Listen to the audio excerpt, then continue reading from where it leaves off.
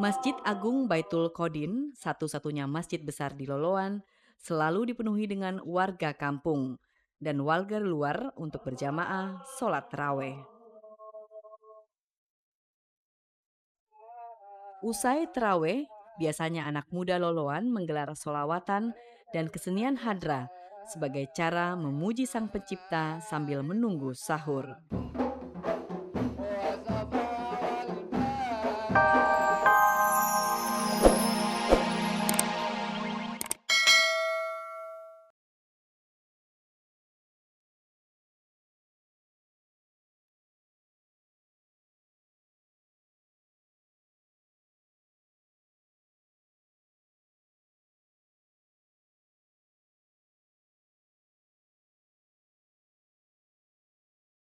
Toleransi beragama sebenarnya sudah mengakar di negeri ini. Umat dari berbagai agama hidup dengan rukun tanpa mengganggu satu sama lainnya.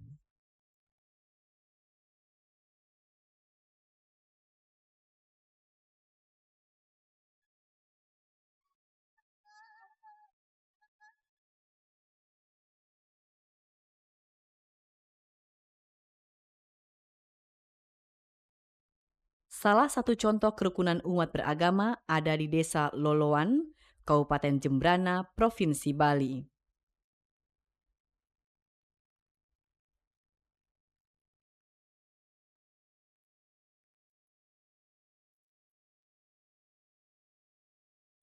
Di sini komunitas masyarakat Muslim berbaur dengan masyarakat Hindu, kelompok mayoritas di pulau berjuluk Pulau Dewata.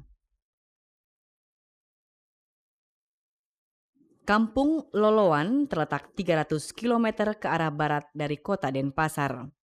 Kampung Loloan terbagi dua, Loloan Timur dan Loloan Barat. Pembagian dua kampung yang dipisahkan Sungai Ijo Gading ini mempunyai nilai sejarah, yakni pembagian peran antara dua kawasan. Dahulu, Loloan Timur diperuntukkan sebagai pusat pengembangan seni budaya dan pendidikan Islam, sedangkan Loloan Barat sebagai pusat perdagangan.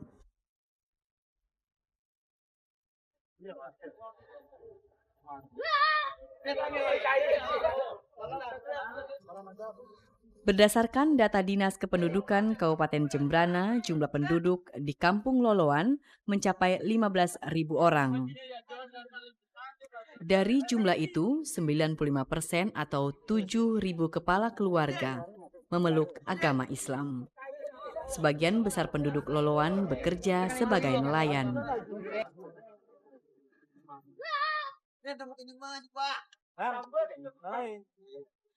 Melalui muara Sungai Ijo Gading, mereka berangkat ke laut setiap sore.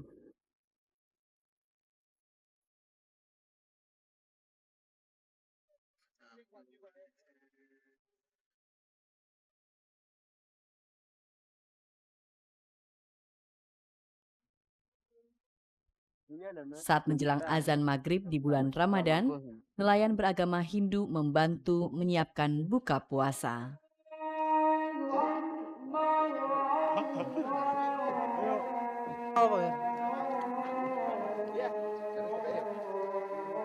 Bangkrut Pak, 15.000 nih ngabisin.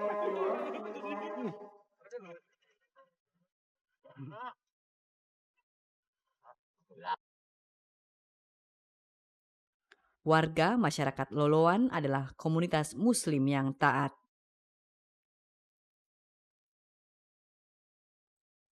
Di bulan Ramadan, aktivitas warga meningkat.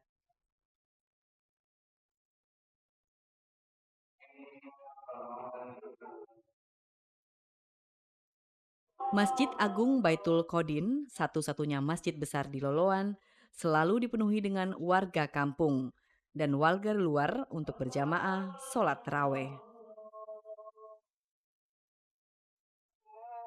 Usai taraweh, biasanya anak muda Loloan menggelar sholawatan dan kesenian hadra sebagai cara memuji Sang Pencipta sambil menunggu sahur.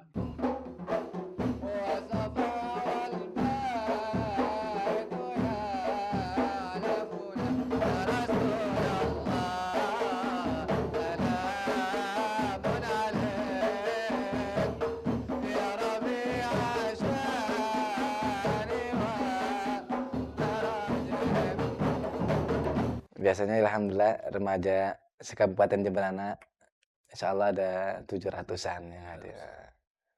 Dalam kegiatan Ramadan biasanya seminggu 3 kali ngadain acara sahur macam ini. Oke, ini untuk apa, Bu? Maksudnya tujuan dari acara ini? Tujuan tidak lain untuk mendekati anak-anak muda biar cinta kepada Rasulullah tuh ya.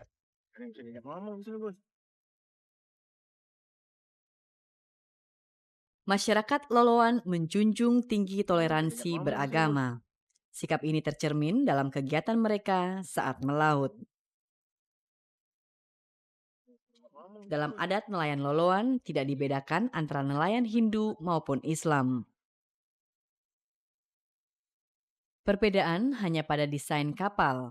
Di haluan kapal milik nelayan Hindu biasanya terdapat cupa, tempat menaruh sesaji.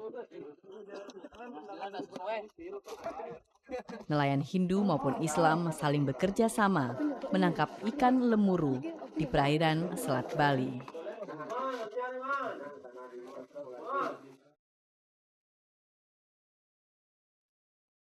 Toleransi dua umat beragama telah terjalin lama sejak masuknya Islam di Pulau Seribu Pura ini. Berdasarkan kitab Sabila Al-Muqtadin yang kini disimpan Haji Ahmad Damanhuri, sesepuh masyarakat Loloan, pemukiman Muslim di Loloan bermula dari pelarian pasukan Bugis pimpinan Daeng Maraewa dari kejaran VOC pada tahun 1653. Karena kegagahan dan kegigihan orang Bugis, penguasa Jembrana I Gusti Arya Pancoran memberikan tanah di muara Sungai Ijo Gading. Hingga kini sebagian besar orang Loloan keturunan Bugis.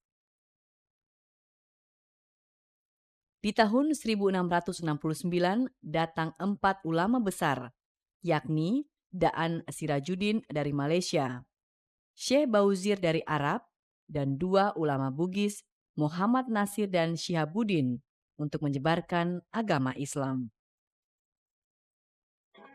Dari ulama asal Malaysia inilah kebudayaan Melayu terserap masyarakat Loloan.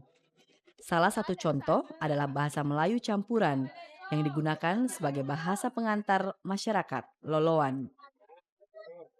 Di Loloan ini yang mengembangkan ilmu agama dari bermacam disiplin ilmu agama yang diajarkan, beliau menggunakan Dawam Sirajuddin ini menggunakan bahasa Malaysia.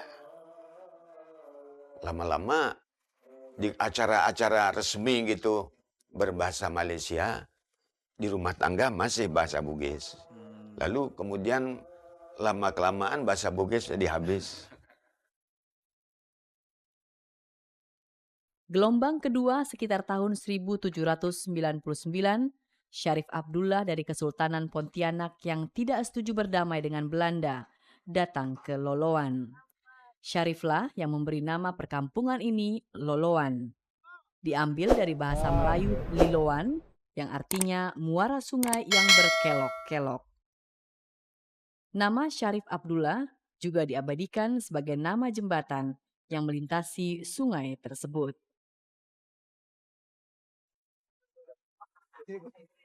Sejumlah peninggalan yang menggambarkan masuknya Islam masih bisa ditemui di desa Loloan. Bukti tertua adalah sebuah prasasti dari kayu berangka tahun 1675 yang bertuliskan pemberian tanah bagi pembuatan sebuah masjid. Peninggalan lain adalah Al-Quran tertua di Pulau Bali. Al-Quran ini ditulis Datuk Jacob Trengganu, seorang kiai dari Trengganu, Malaysia, dengan menggunakan tinta dari tumbuhan. Pada beberapa lembar Al-Quran terdapat bingkai bermotif ukiran Melayu. Mengingat kondisinya yang rapuh, saat ini Al-Quran tersebut hanya dibuka dan dibaca pada waktu tertentu saja, seperti bulan Ramadan. Apalagi Al-Quran ini sempat hilang selama 30 tahun.